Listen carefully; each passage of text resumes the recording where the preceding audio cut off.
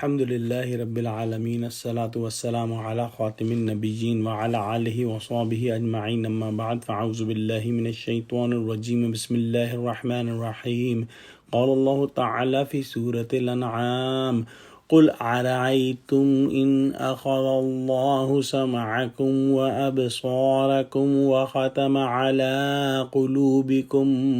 من إله غير الله يأتيكم به انظر كيف نصرف الآيات ثم هم يصدفون۔ ترجمہ، ان کافروں سے کہو کہ بھلا دیکھو تو اگر خدا تمہارے کان اور آنکھیں چھین لے اور تمہارے دلوں پر مہر لگا دے تو خدا کے سوا کون سا معبود ہے جو تمہیں یہ نعمتیں پھر بخشے۔ دیکھو ہم کس کس طرح اپنی آیتیں بیان کرتے ہیں، پھر بھی یہ لوگ روگردانی کرتے ہیں۔ پچھلی آیتوں کے اندر ہم نے پڑھا کہ اللہ سبحانہ و تعالیٰ اپنے رسول بھیجتے ہیں جو کہ خاص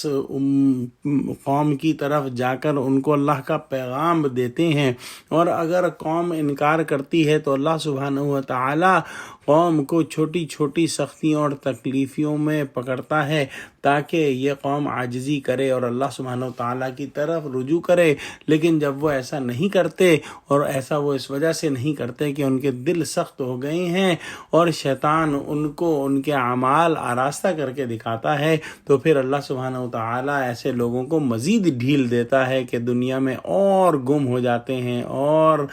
اپنے گناہوں میں بڑھ جاتے ہیں، اور پھر اللہ سبحانہ و تعالیٰ اچانک ہی ان کو پکڑ لیتا ہے اور پوری قوم کو نیست و نابود فرما دیتا ہے۔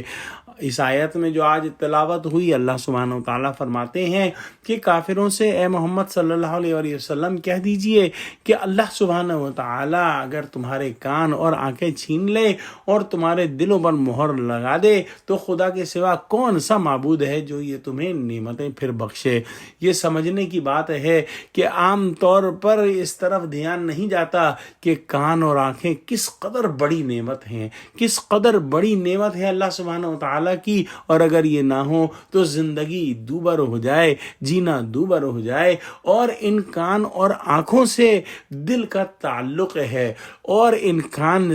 اور آنکھوں سے ہم سنتے اور دیکھتے ہیں، جس کی وجہ سے ہم سچ اور جھوٹ کو پہچان سکتے ہیں، اور ہمارا دل سچ اور جھوٹ کی گواہی دیتا ہے۔ لیکن اللہ سبحانہ و تعالیٰ اگر کان اور آنکھیں چھین لے یا پھر دلوں پر ہی مہر کر دے کہ دل سچ دیکھنے اور سننے کے باوجود سچ کی گواہی نہ دیں، تو پھر یہ بڑی نعمتیں جو ہیں وہ کون لا کے دے سکتا ہے، کون واپس لا سکتا ہے؟ کیا یہ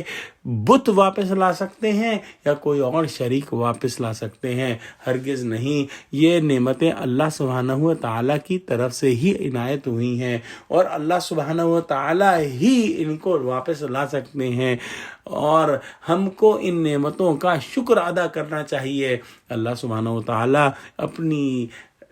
آیتیں پھیر پھیر کر انداز بدل بدل کر بیان فرماتے ہیں تاکہ ہم سمجھیں، تاکہ انسان سمجھیں، لیکن پھر بھی مشرکین مکہ روگردانی کرتے رہے ہیں، اور آج کے انسان بھی روگردانی کرتے ہیں۔ دعا کرتے ہیں کہ اللہ سبحانہ و تعالی ہم کو قرآن کا فہم عطا فرما اور ہماری بصیرت کی آنکھیں کھول دے، تاکہ اللہ سبحانہ و تعالی نے جو صلاحیت ہم کو حق پہچاننے کی دی ہے، ہم اس صلاحیت کا فائدہ اٹھائیں اور حق کو پہچان لیں اور اپنے آپ کو گناہوں سے بچا لیں۔ آمین۔ وآخر دعوانا الحمد للہ رب العالمین۔ السلام علیکم ورحمۃ اللہ وبرکاتہ۔